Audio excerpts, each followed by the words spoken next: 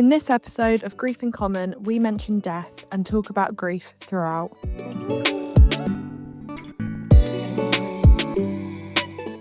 Hi guys, welcome back. Season 3, new year as well. Very, very excited to be back. I'm here with Grace today, but before we start, I thought I'd give a little introduction to myself. You might recognise my voice from other episodes, but is Olivia, and I joined Winston's Wish back in 2016 after my dad passed away. They're an amazing charity. I love them to bits, and I'm now a youth ambassador for them, which is why I'm here today. Do you want to give a brief introduction, Grace? Yeah, sure. Hi, everyone. So I've been a youth ambassador for quite a while now. My dad died 15 years ago, and I've been a part of Winston's Wish in one shape or another for just under 14 years. So it's been a long time. Yeah, that's amazing though. It's so nice to be back as well. So nice. Yeah, season 3, here we go. Season 3, I know, it's so exciting. And today we're going to be focusing on hopefulness for the new year ahead. Obviously, the new year can be very daunting, actually. I've always found it daunting since I've been grieving. It's been nearly, 9 years for me this year. And even the new year just gone, I found really, really tricky. And I think that's quite a common feeling for a lot of people, obviously, who are grieving. So, yeah, we're going to talk about that today and how, obviously, everyone finds it and everything. But firstly, I guess I'll ask you, Grace, like, how do you find the new year? A bit like you, really. I find it really daunting. New Year itself was always my dad's event. That's, literally the same for me. Yeah. Yeah, it's funny, isn't it? I always associate with him, and I think I get through Christmas. I feel like I deal really well with Christmas, and then I hit New Year, and I'm like, okay, my dad should be here right now. Mm-hmm. And I find it really hard I feel like I need to do exactly what he did to really try and make New Year worth it. And I think that you hit January and you think, right, I've got to set myself all these goals and all these things I have to do. And then I'm like, no, I don't. I don't have to do that. And I think that's like one of the biggest things, isn't it? Like, there's this massive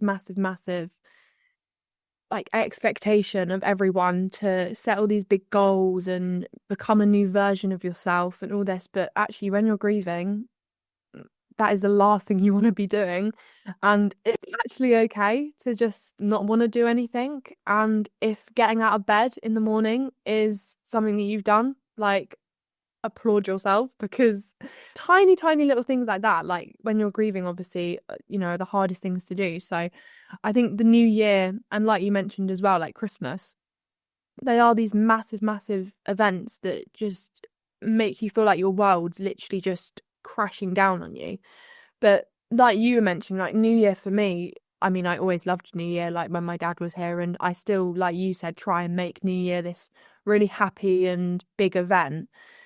But actually, like, the older I've got, the more I've realised that I don't need it to be exactly how it used to be with him, because I've still got those memories with him.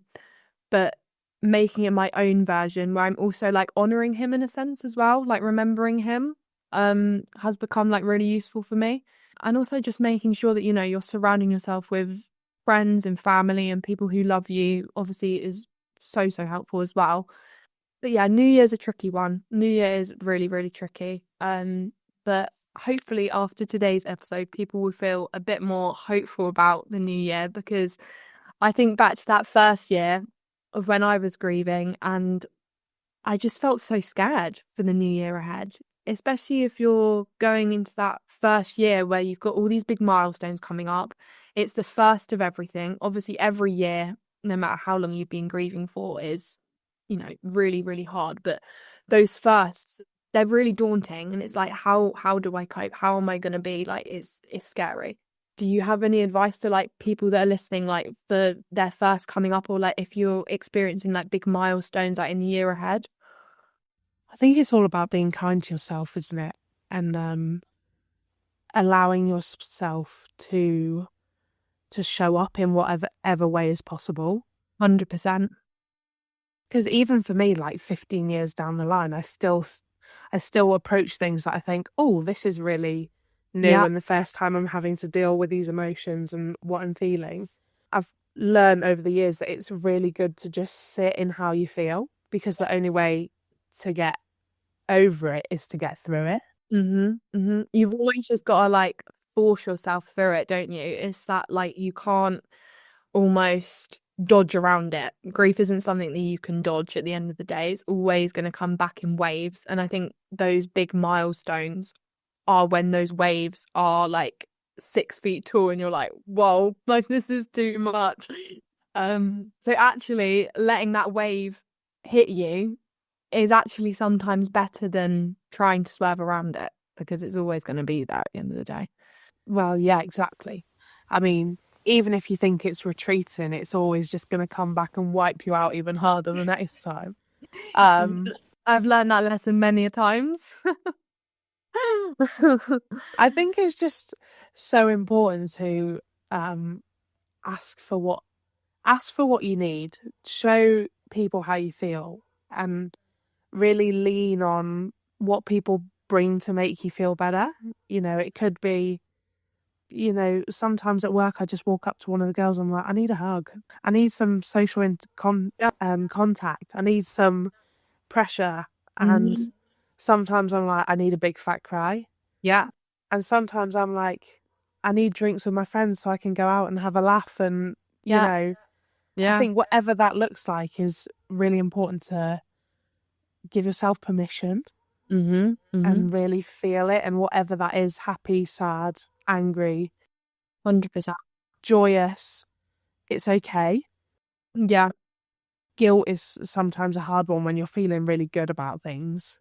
At the end of the day, the person that you love and remember wouldn't want you to be. No, and do you know what? Talking about guilt, I think that's another massive thing, talking about the new year and like hopefulness and stuff. Like, guilt is one of those things that eats you up inside. And I think, especially this new year just gone, for example, I was actually okay, like on the day. And it was only the next day that it really hit me. But on actual New Year, I was like, it's the first time that I felt okay. And then I felt guilty that I hadn't been upset or what, like, I was like, why am I having a good time? Like, I'm not meant to be happy, if that makes sense. Like, but like you said, like, I think it's allowing yourself to feel that emotion. And I'm glad that I did allow myself to feel that emotion. But I was so confused why I felt okay. But that just sums up grief, I think, doesn't it? Like, you can feel okay 1 second and the next second it can literally feel like your whole world's changed. So yeah, New Year and guilt definitely comes into play a lot, feeling guilty. Like I said earlier, everyone creates this like new year, new me perspective and thinks that they've got to change and everything. But actually creating those like little goals for yourself is actually more beneficial when you're in that state of grief. Because actually saying to yourself, I'm going to run a marathon when you're grieving isn't realistic. But saying to yourself, I'm going to walk or run a 5K, when you're in that mindset, those small wins are going to make you feel so much better than for yourself than doing these massive, massive tasks. Do you have, I don't know, any like strategies that you use like going into the new year, like to help yourself like get through the year, or like with milestones, like small wins that you think like you feel good about yourself doing? Yeah, I mean, I always start out to like give up chocolate in January, and then I get to day 2 and I'm like, why? What am I doing? That's a silly one. No, that's no, no, no, no. I think I think you're right. When you're grieving, tackling things a little bit at a time is really helpful.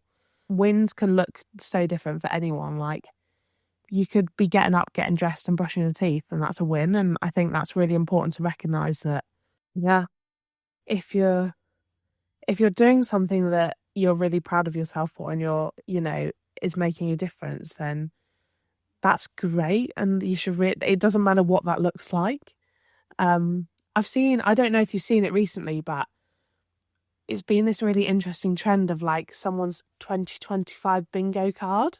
Yes. And that's so funny you mentioned that. I was literally Yeah. going to mention that in this podcast. Yeah. Yeah. And I just think it's like a really fun and light way to like, if you want to do something, you can like tick it off. And I saw one girl's and it ranged from like a massive goal of like, you know, starting a new career and doing something like that to, you know, running a 5K or deleting Snapchat off her phone, or you could personalize it and make it as achievable as you want. Yeah, no, 100%. And that's that. Like I said, it's so funny you mentioned that because I made one literally a few days before the new year, and it's like I say, the first time that I've done one, and it's made me feel so good about myself going into the new year, because I think every single year people create these New Year's resolutions that, okay, I'm not gonna, like you said, the chocolate thing, I'm not gonna eat anything like that, or I'm not gonna drink, for example. And then you feel guilty at yourself for breaking it, because sometimes you might want to have a drink or have a piece of chocolate, and that's absolutely fine. Like I say, especially when you're grieving as well, like there's going to be days where you feel like that. But having the bingo card, you can set big goals for yourself, but there's no time pressure because you've got the whole year, 12 months to do it when and where you like.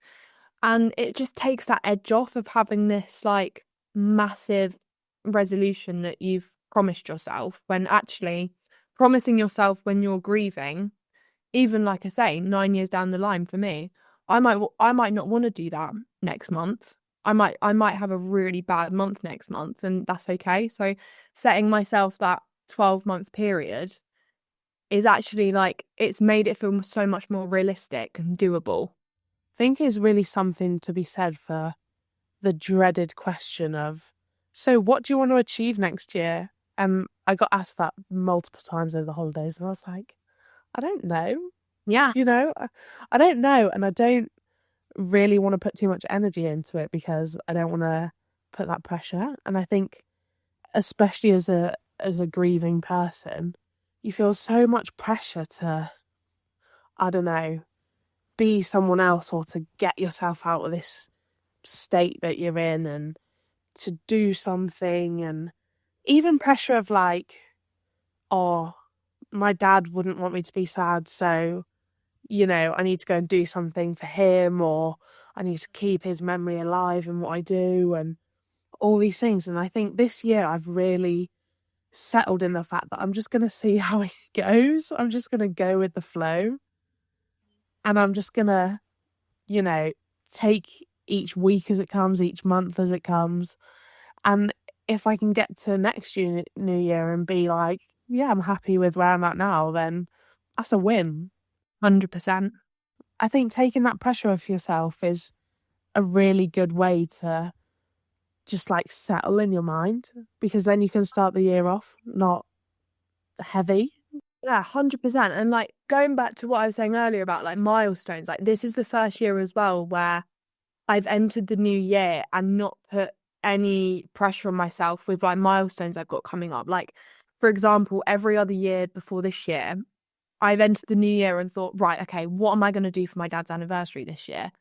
And his anniversary is not until May. And I'm already like, realistically, that's 5 months. Like, why am I putting that pressure on myself in January when actually I might feel okay on the anniversary?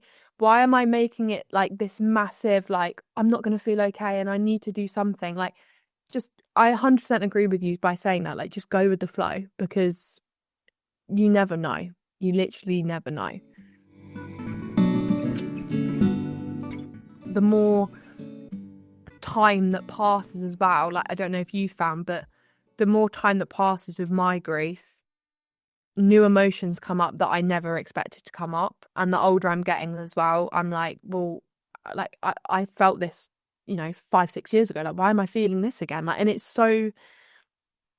never like I said before as well, like grief never goes away. The older you get, the more time passes, and no matter how many new years you go into, whatever, like it's never gonna go away. And I think, you know, there's all these things on social media about, you know, how grief can, you know, as time passes, it will get better and stuff. Like, you don't have to put any pressure on yourself for it to get better.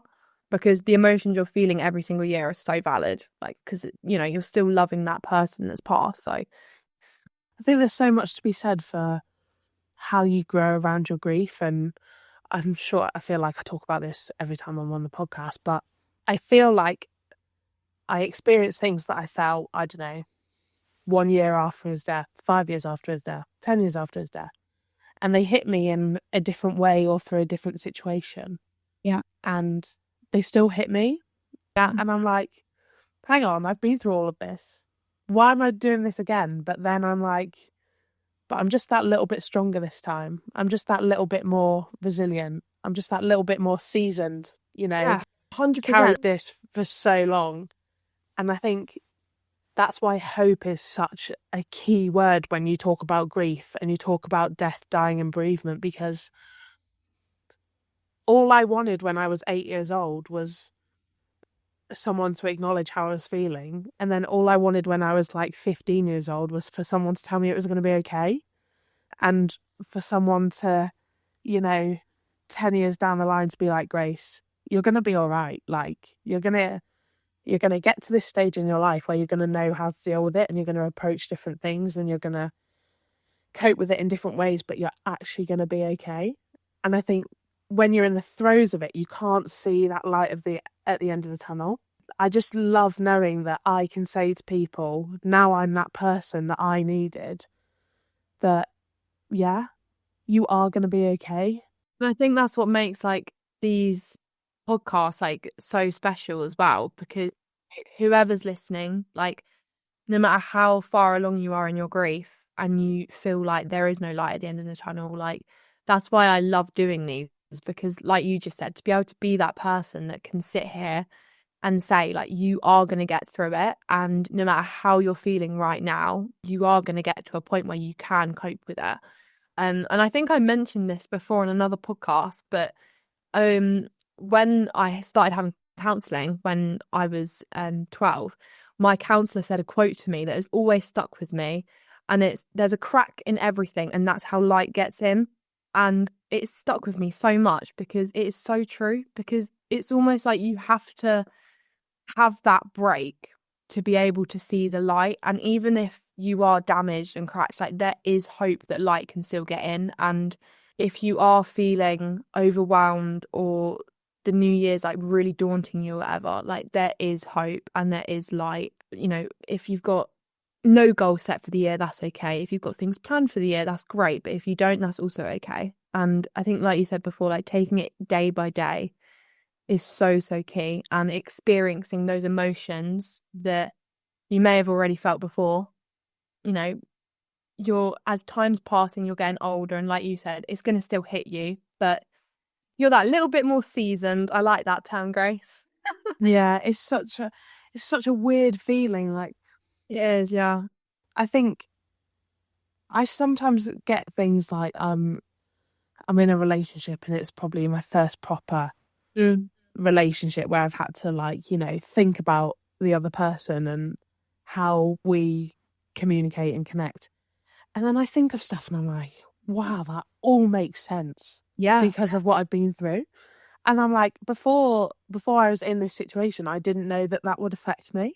But now I'm like, wow. So I feel like I'm getting quite good at self-reflection, because I'm like, this is really eye-opening that I'm experiencing things and they're making me feel this type of way because of what's happened in my childhood. It's almost a time for that self-reflection as well, isn't it? Because all these events you're going through in your life, like you say, like getting into a relationship, it's that, like, the significance of time passing as you're getting older and you're entering new chapters of your life. But actually, like you've just said, grief is actually a superpower, because you would not have seen that if you hadn't have been through grief. And do you know what? It's amazing that you've been able to, like, recognize yourself and you're using that in your relationships with people. So yeah, grief is a superpower, and I've always said that. I stand by it. What a good motto. I just think it's so cool that, you work through all this stuff that we feel and we experience and we harbour in our lives. And it almost feels like when you get to this stage, that you like burst through, like you just like, and it's that sign of, I don't want to say a new person because you're not a new person. You're the person you are because of what's happened. Yeah. New Year for me is a really interesting thing of, it really takes me back to when I was young and my dad waking me up 15 minutes before midnight and burrowing me downstairs and singing Auld Lang Syne and being sat at the dinner table and all being together. It takes me back to that, and then I almost come out into January and I'm like, okay, I've dealt with all of that again because I can, because I know I can. And you can, yeah. And Yeah. you've done it for all those years as well. And it just shows, doesn't it? Like I said, like that actually it makes you into this, like you say, you don't want to say new person, but it makes you like you get tough skin, basically. Makes you realise how much you can achieve. I find it amazing. Like there's so many things that I've been through since my dad's died, and I think, wow, like, and there's so many things that I've been through where I think I don't think I would have been able to get through that if it wasn't for my grief, because I'm so tough skinned now, and I'm so like, do you know what? Life is so about being present, and I think grief makes you realize that as well. Like living in the present is so important, and appreciating everyone around you because you never know what's around the corner. And I think until you've experienced grief, like you don't know that feeling like someone who is grieving does. Do you know? Does that make sense?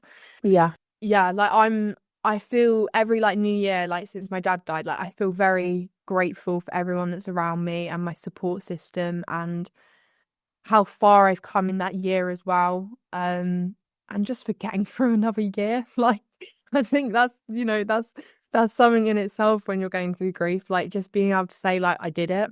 And if you're listening and this is the first time you've gone into the new year, like you did it and you've got here. And you should be proud of yourself for that, because every single achievement in grief is something to be proud of at the end of the day. Amen to that. Okay, that is the end, guys, of first episode of season 3 of Grief in Common. Thank you so much for joining me today, Grace. It's been lovely having a chat with you. And I'm sure I will see you guys again soon. Yeah, it's been great. Thanks so much. Big love to everyone. Lots of love and hugs and peace and good luck. Hope you get through this year. Good luck, guys, for the new year. And remember that Winston's Wish is only a helpline away. And also remember to do your bingo cards, which I'm hoping will be out on the socials. But please remember to do your bingo cards because it is such a good strategy for setting yourself those goals. See you guys soon. Bye. This podcast is brought to you by Talk Grief, powered by Winston's Wish, the UK's first children and young people's bereavement charity. Listen to young people from different backgrounds have honest conversations about their grief and experiences. You might hear us laugh, cry, and everything in between. We hope that these conversations give you the confidence to talk about your own grief. If you're grieving and over the age of 13, this podcast is suitable for you, and we hope it helps you feel less alone. From teenagers to young adults, students to young professionals, we're all different, but we've all got grief in common. Thank you.